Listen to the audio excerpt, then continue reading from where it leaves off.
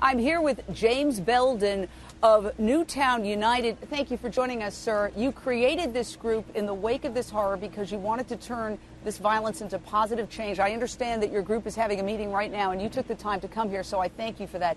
If you had to sum up what your goals are, what would you say your goals are and why you formed this organization?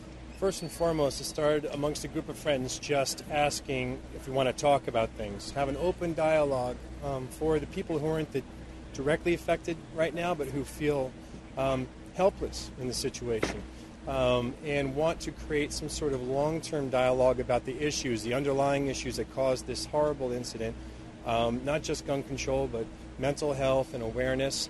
There are many issues here that created this situation.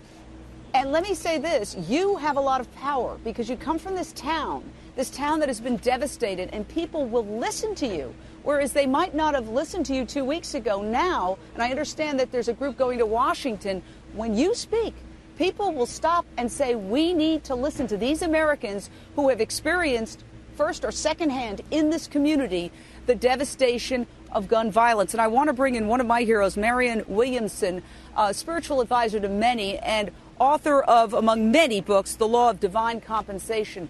Marianne, thank you for joining us as we try to come up with solutions. I think back on the women who stopped a lot of the sectarian violence in Northern Ireland, the Troubles as they were known, and they ultimately won a Nobel Peace Prize for that. And they said the first thing they did was set an intention. They wrote a declaration of peace, and they said, here's what we want.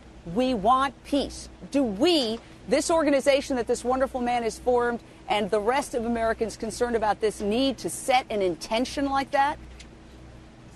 Well, absolutely we do, because the only way we are going to end a culture of violence is if we proactively and vigorously determine that we want a culture of peace. And right now, the United States is awakening, I think, from a state of denial. And sometimes an individual has to bottom out, and in the same way, sometimes a country has to bottom out and recognize. I think that there's a sea change with this. You see it with a lot of the politicians who are talking. You're seeing with the fact that, as you mentioned, in Newtown itself, it says it all comes down to guns. And so I think that idea of intention, the idea that people really stop pretending that we can continue like this and not have a reasonable expectation that these sprees of massacres will continue.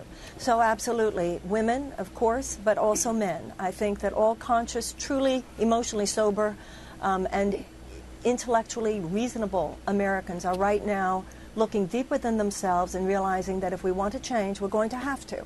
It's multifaceted. It has to do with, of course, the easy access to semi-automatics. Adam Lanza had 3 semi-automatic weapons with which he perpetrated this crime. Of course, it has to do with that. It has to do with easy access for any citizen to get guns, even without background checks. It has to do with our violent video games. It has to do with the gratuitous violence in movies. It has to do with health care, mental health care. And also it has to do, Jane, with the fact that each and every one of us, I think, has to look inside our